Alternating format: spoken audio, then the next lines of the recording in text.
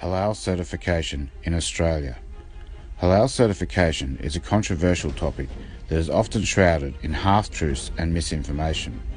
So let's look at some of the facts about the industry that you may not be aware of. For food to be consumed by Muslims, it must be halal, the Arabic term for permissible. To satisfy Muslims that their products are suitable, companies can obtain halal certification. In order to do this, some of the basic requirements they need to meet are that no alcohol or pork products are used in the manufacturing or processing of goods. Usually the premises where the goods are produced or processed is inspected to confirm this, depending on the certifying company and the type of goods that are generated.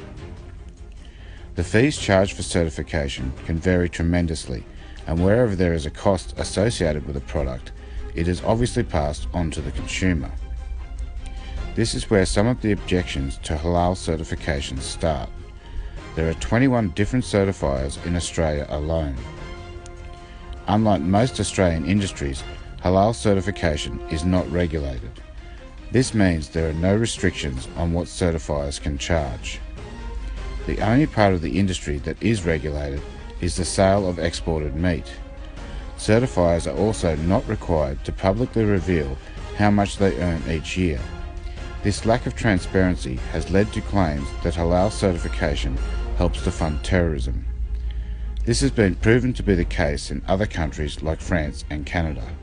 When a French consumer buys halal food, part of the price paid goes as a fee to halal Islamic experts, some of which are certified by the UOIF, the Union of Islamic Organizations in France, which the Simon Wiesenthal Center says has strong ties to the Muslim Brotherhood, a political organization that supports terrorism. Due to the seriousness of these claims, a Senate estimates inquiry was set up to investigate halal certification in Australia. The chair or head of this inquiry, for the most part, was Labor Senator Sam Dastyari, the same Sam Dastyari that was forced to resign from his position as a senator after he admitted to accepting unethical donations linking him to accusations of corruption.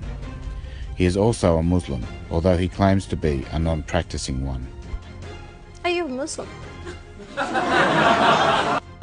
Think about that for a second. A Muslim who has been proven to be dishonest, heading an investigation into other allegedly dishonest Muslims and an industry that he publicly supports. So it comes as no surprise that the Senate inquiry found that halal certification has no impact on costs to consumers and no direct links to terrorism were found. The money trail was investigated by the government agency AUSTRAC. The biggest problem this presented is that AUSTRAC have very limited jurisdiction outside of Australia. Once the money leaves our shores, they have virtually no capacity to track it. There is a big difference in not finding something and proving something doesn't exist. The inquiry did conclude that halal certification does help fund the building of mosques and Islamic schools along with other Islamic interests, something certifiers openly admit anyway. Certification organisations say the money is used to fund mosques, schools and missionary work. While the inquiry found that halal certification doesn't impact on the price of goods, they only looked at the fees charged by certifiers, not necessarily the costs associated with obtaining certification. For instance, when an animal is slaughtered in accordance with halal practices, it must be facing the Islamic city of Mecca when it is killed. This can mean that some abattoirs have to completely rearrange their factories to comply, at a cost, of course. One of the arguments used in favour of halal certification is that it is necessary so we can access lucrative overseas markets in Muslim countries. This of course is true, but it doesn't apply to all products that are halal certified. For instance, China is our biggest export market for milk, yet Muslims make up a mere 1 to 2% of China's population. This means that virtually all of Australia's milk is halal certified in order to please a tiny minority. After America, Japan is our biggest export market for processed beef.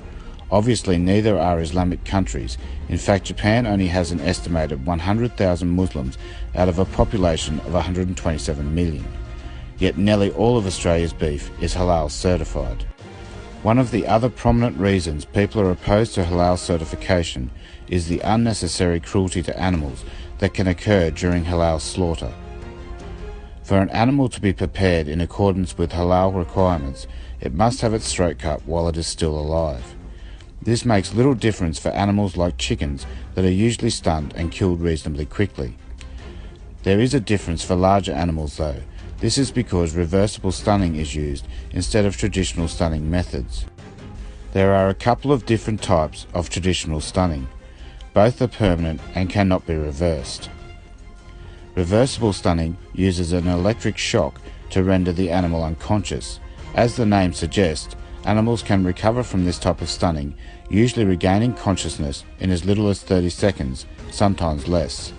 If an animal is not stuck or bled correctly, for example if only one of the cortical arteries is severed, it can take in excess of a minute for the animal to die.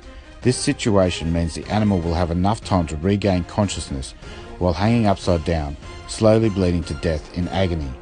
In addition to this, there are more than 15 abattoirs in Australia that have successfully applied for exemptions to stunning animals pre-slaughter on religious grounds.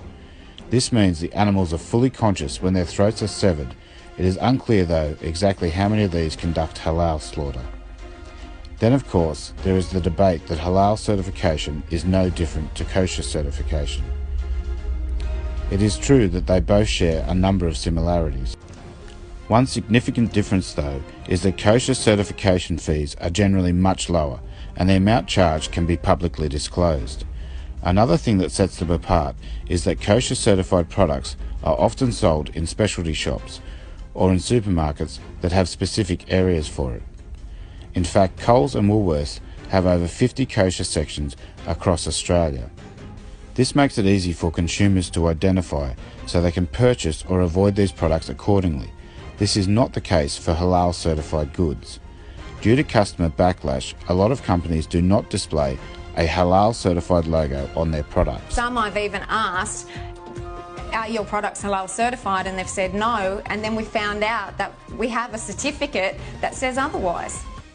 This deception has even led to groups targeting companies that have halal certification. An activist group is targeting Sunshine Coast IGA stores, encouraging shoppers not to buy halal certified products. Ultimately, halal certification is in place to benefit Muslims and Islamic causes. Some Muslims, like Muhammad al-Muli, even openly brag about how much money they make off it. Halal certification has made me a millionaire, and I am happy to say that.